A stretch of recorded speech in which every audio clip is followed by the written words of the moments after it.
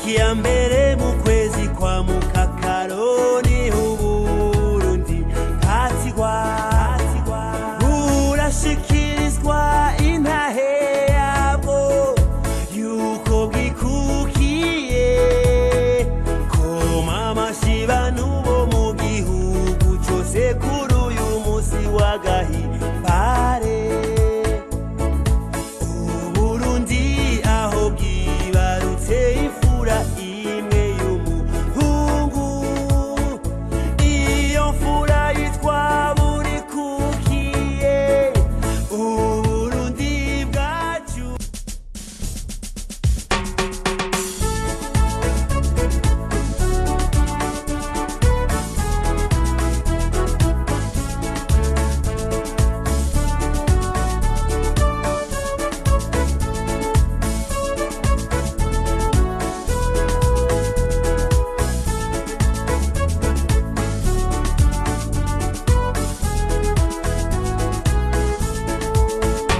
itariki ya mbere mu kwezi kwa Mukakaro niho Uburundi bwatigwa burashikirizwa intahe yabwo yuko bwikukiye koma amashi bantu bo mu gihugu cose kuri uyu musi w'agahimbare.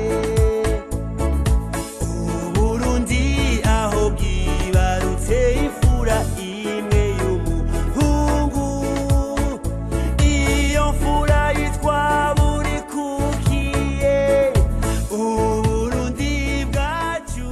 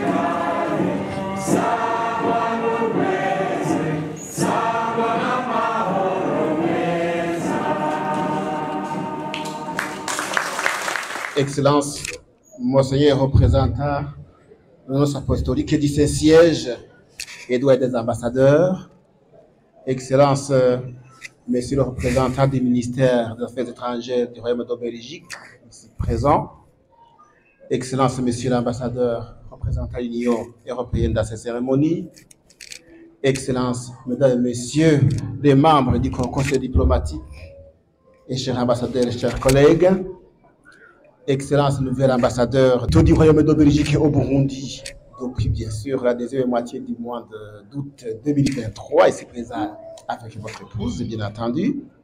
Excellences, Monsieur le secrétaire général de l'Organisation des États d'Afrique, des Caraïbes et du Pacifique, OASP en sigle, ici présent.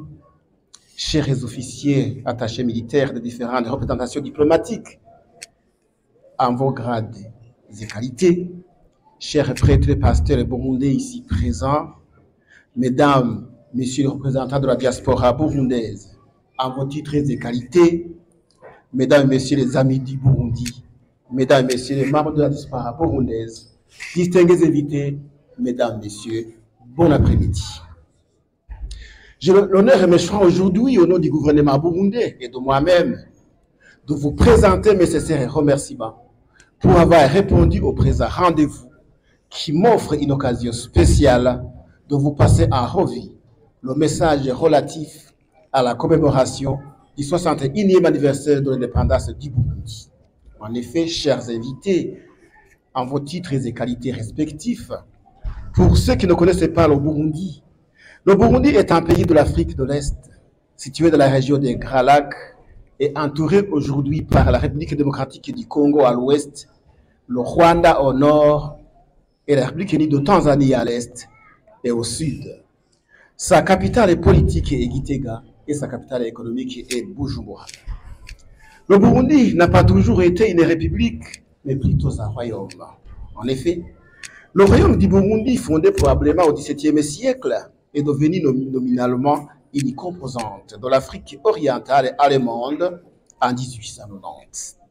Après la Première Guerre mondiale, il passe sous la domination de l'Empire colonial belge au sein de la province du Rwanda-Urundi, elle-même intégrée au Congo belge en 1925.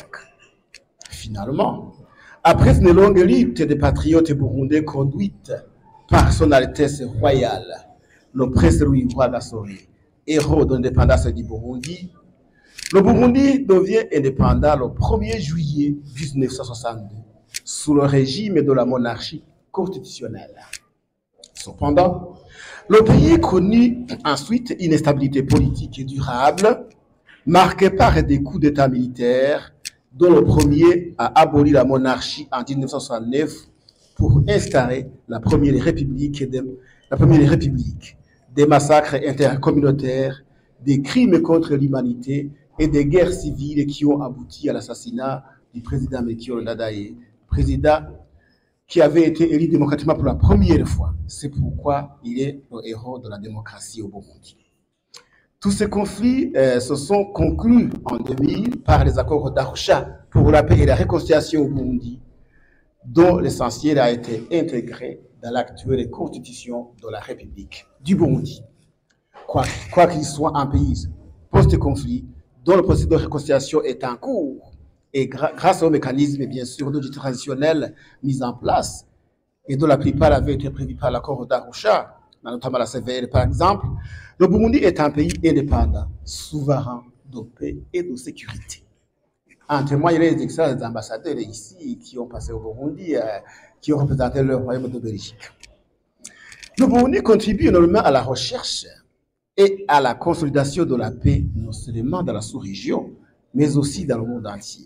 L'on peut citer ici, en Somalie, où il y a le contingent burundais, la République centrafricaine, où également il y a le contingent burundais, la RDC également, comme vous le savez, mais dans les années antérieures également, le Burundi a été en Côte d'Ivoire, où les officiers étaient là, au Haïti, mais également ailleurs. C'est un état de droit qui aide et qui protège sa population dans le strict respect des droits de l'homme, de la démocratie et de la bonne gouvernance. Distingués invités, mesdames et messieurs, depuis son indépendance le 1er juillet 1962, le peuple burundais commémore cet événement historique partout où il est dans le monde. C'est dans cette perspective que l'ambassade du Burundi à Bruxelles a organisé les présentes cérémonies à l'intention des ressortissants burundais vivant en Belgique et dans ses environs, sans oublier, bien entendu, d'inviter les différents partenaires et les amis du Burundi que vous êtes. Merci beaucoup d'avoir répondu au rendez-vous d'aujourd'hui. Je demande au Burundi de les acclamer. Moi, comme la machine. Merci beaucoup. Au cours de cette année 2023, le gouvernement burundais a organisé la commémoration des cérémonies de ce jour sous le thème Twese hamwe tuduze ubutunzi bw'igihugu niho tuzokwidegembya, c'est-à-dire tous ensemble contribuons au relèvement économique de notre pays pour atteindre une indépendance effective.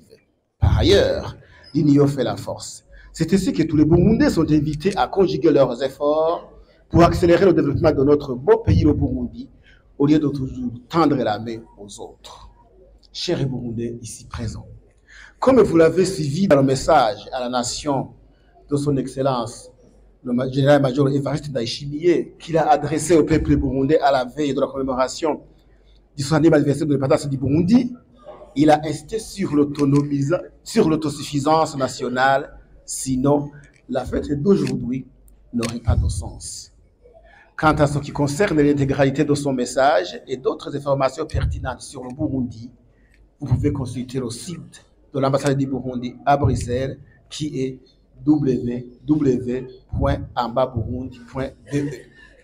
Distingués invités, mesdames et messieurs, chers ambassadeurs, en cette journée mémorable d'indépendance de mon pays, c'est une occasion spéciale de vous informer que le Burundi a connu des avancées significatives dans tous les domaines de la vie nationale, ce qui a poussé l'Union européenne, certains pays et organisations internationales qui avaient pris des sanctions économiques contre le Burundi depuis l'année 2016 de les lever sans condition aucune. C'est ainsi que je présente mes sincères remerciements aux autorités de l'Union européenne et aux amis du Burundi qui n'ont ménagé aucun effort pour qu'en fait de compte, toutes les sanctions qui étaient imposées au Burundi soient levées. C'était en février 2022, à la veille du sommet de l'Union européenne et l'Union africaine, où le chef d'État africain était ici présent. Donc, comme la machine, on va dire que l'Union européenne, quand il est ici. Merci beaucoup. À ce sujet, c'est avec satisfaction que je présente mes sincères remerciements à son Excellence Monsieur l'ambassadeur Albert Shingiro, ministre du Burundi des Affaires étrangères de la coopération et du développement, qui, au nom du gouvernement burundais, a conduit le dialogue entre le Burundi et la délégation de l'Union européenne au Burundi, jusqu'à aboutir à l'assainissement des relations diplomatiques et de coopération entre le Burundi et l'Union européenne. Mes compliments et gratitudes sont adressés à leurs excellences, des ambassadeurs des pays membres de l'Union européenne et accrédités au Burundi, qui ont toujours côtoyé et conseillé son Excellence Monsieur l'ambassadeur Claude Bouchy, délégué de l'Union européenne au Burundi, au cours du dialogue, et les résultats ont été très positifs, d'où même les sanctions ont été levées. Ne peut pas les acclamer, mes chers amis, tout va comme la machine à voter.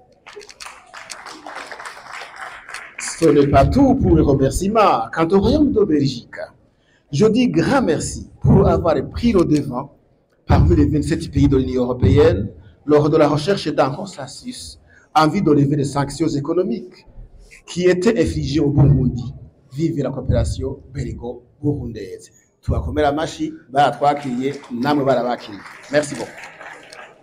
Enfin, Auguste Assange, permettez-moi de vous remercier vivement, vous tous qui, de près ou de loin, n'ont ménagé aucun effort pour répondre à notre invitation de la journée spéciale d'aujourd'hui.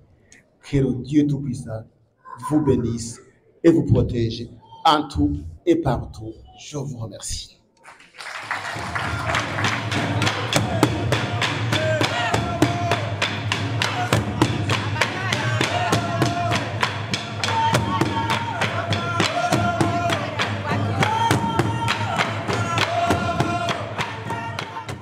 Notre ambassadeur au Burundi, Alain Van Gucht, a organisé une réception à Bujumbura hier soir Et je voudrais reprendre une série d'éléments de son discours, qui était un discours d'au revoir, mais un discours chaleureux entre nos deux pays.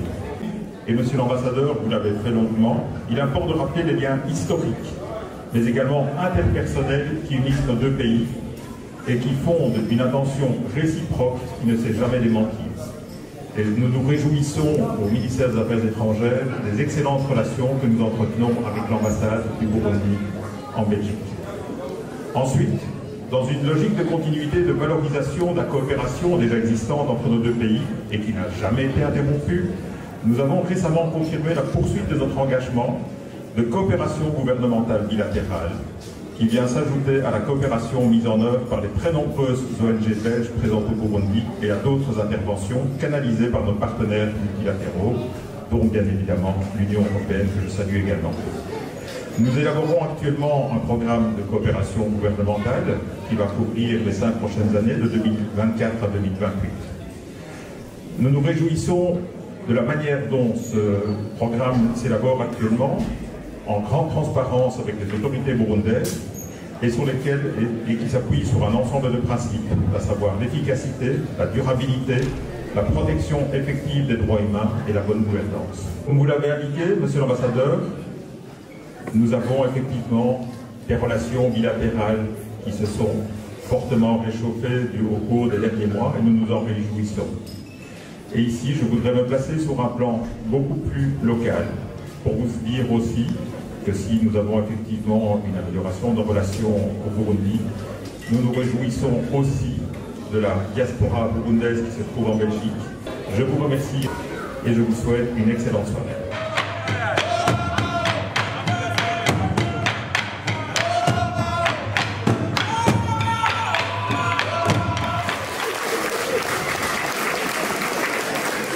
Monsieur l'ambassadeur, vous l'avez dit, et mon collègue le directeur Afrique belge, Philippe Ponchat, l'a répété, et je peux le dire avec ma casquette européenne aujourd'hui, les relations, et singulièrement depuis le 18 juin 2020, les relations entre le Burundi et l'Union européenne et ses États membres, au premier rang desquels la Belgique, se sont apaisées dans un premier temps, et elles vont s'améliorant chaque jour. Nous avons pavé le chemin pour mon collègue et ami Michael Wimmer, qui pourra se mettre dans ces pas-là et contribuer à cette valorisation, ainsi que son épouse, qui sera aussi la numéro 2 de la délégation de l'Union européenne au Burundi. Donc, comme le dirait Sa Majesté, que j'ose citer ici, une équipe, un team. Cette relation est apaisée parce qu'elle est basée sur une relation, sur des contacts honnêtes, ouverts. C'est une relation franche. Et on entend qu'elle le reste, ça veut dire que quand ça va moins bien, eh bien on reste honnête, franc et ouvert. Et quand ça va mieux, on est encore plus honnête, encore plus franc et encore plus ouvert. Et on peut avancer dans les différents programmes de coopération qui ont repris leur plein de plénitude. Et on sait que les défis sont grands. Mais le Burundi aujourd'hui, et je m'en réjouis personnellement pour avoir en effet été ambassadeur de Belgique, si je me souviens bien, c'est Burundi, pendant 3 ans, 2016-2019. Et aujourd'hui, on peut dire que le Burundi a repris, ou a pris sa pleine place dans le concert international. Et nous nous en réjouissons parce que nous en avons besoin. Nous avons besoin d'un Burundi stable, nous avons besoin d'un Burundi prospère dans une région qui n'est pas exempte de tensions et de défis. Et il y a des défis propres au Burundi aussi, je ne vais pas m'étendre dessus, il y a des défis économiques et d'autres, mais aujourd'hui c'est la fête. C'est la fête et on se retrouve, donc c'est un moment de bonheur et de retrouvailles et c'est ça qui compte aujourd'hui. Je me réjouis et je tenais aussi à vous remercier.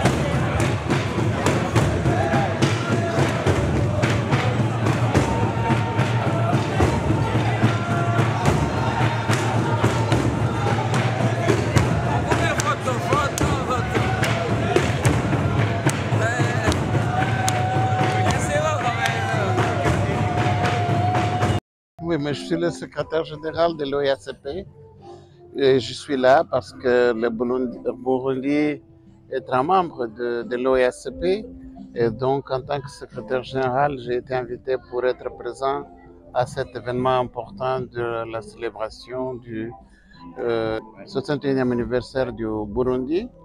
Et je crois que je voulais féliciter d'abord Son Excellence, Monsieur l'Ambassadeur, parce que non seulement il a fait un très bon discours, mais il attache une très grande importance à la coopération internationale. Et je crois que nous, au niveau de l'OIACP, nous sommes là pour améliorer nos relations avec l'Union européenne. Et donc, dans ce cadre, moi, je crois que cette fête, elle a symbolisé, à mon avis, un moment important puisque la semaine dernière, l'Union européenne a finalement décidé de procéder vers la signature et nous espérons que nous allons signer d'ici la fin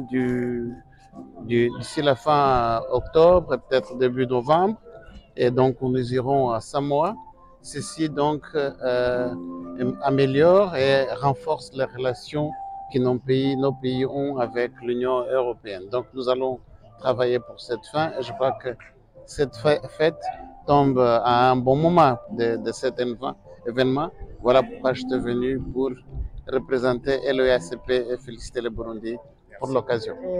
Moi, je suis la fille d'Iwa Mwambutsakat, la sœur du héros national du Burundi, Rwagasore Louis. Rosapora Iribagiza.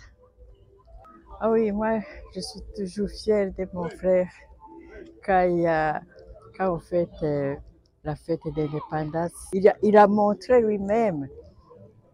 Il savait qu'on est en train de rechercher qu'on va les tuer, mais il a continué. Il a dit, je dois continuer jusqu'à on aura indépendance. C'est ça. Oh, s'il était docteur, il sera toujours là. Mais il a préféré mourir pour son pays. Pour moi, c'est comme il est mort hier. Il n'y a pas 60, pour moi, c'est hier. Oui. Il a donné l'amour. Il nous a donné l'amour. Il n'y a pas l'amour plus que lui qui a accepté de continuer jusqu'à la rive. Je m'appelle Chiza Rémi Mujigwa et je suis le fils aîné de la princesse Rosapora Iribagiza. Donc le neveu de Rwagasore, le héros de l'indépendance, le petit-fils de Mwambutsakat, le roi du Burundi au moment de l'indépendance, et aussi le fils du premier ministre au moment de l'indépendance. Parce que comme Rwagasore a été assassiné, mon père, donc le mari de ma mère, était ministre de l'Intérieur et est devenu premier ministre. Ce qui fait en fait, la princesse Rosapora, notre mère, était un peu un monument historique pour notre pays. Parce qu'au moment de l'indépendance, c'est son père qui était chef d'État, c'est son frère qui était héros de l'indépendance qui vient d'être assassiné, et c'est son mari qui était Premier ministre. Elle a vécu tout ça dans son sang, elle a vécu toute cette période-là. Oui, c'était un choc pour la famille qu'on assassine le prince. C'est jamais arrivé avant au Burundi, quoi qu'est-ce. Après, a continué toutes ces périodes d'instabilité politique. À partir de l'assassinat du prince, en 65, il y a eu des problèmes, et puis en 66, il y a eu coup d'État, et puis après, il y a eu en 72, etc., etc. Et on espère qu'on arrive 60 ans plus tard à un cycle où les choses vont s'apaiser. On va de nouveau vivre comme Burundais, chacun apportant sa pierre à l'édifice, et vivre en paix comme l'avait vu dans la vision du prince, c'était ça. Le prince, après, on a beaucoup eu à mon avis, des instrumentalisations de la donne ethnique. Par exemple, parce que le prince, comment il a gagné les élections, la majorité des voix étaient du peuple, entre guillemets, Hutu. Même si avant, dans la tradition burundaise, on ne distinguait pas les gens en Hutu et Tutsi, mais plutôt dans des clans. Et des clans qui étaient unis, qui faisaient des intermariages, etc., etc. Voilà, j'espère que 60 ans après, on retrouve de nouveau un climat de paix. Je suis bien impressionné depuis le moment où je suis revenu d'Afrique, du Burundi, à 4 ans, juste avant le Covid. Je connais l'ambassade, je connais monsieur l'ambassadeur, et je vois que les choses justement avancent dans le bon sens. Par exemple, aujourd'hui, on voit que la communauté burundaise est mieux représentée. Il n'y a pas qu'une communauté ou que l'autre communauté, c'est mieux représenté et il fait de très bons efforts. Je le connais personnellement, c'est un homme de qualité. C'est qu'elle continue à avoir de l'espoir et son avenir lui appartient. C'est elle, si elle pose les vraies actions, si elle est fidèle à elle-même, à cette vision de paix et de prospérité, on y arrivera, elle y arrivera. Il faut du courage, de la persévérance.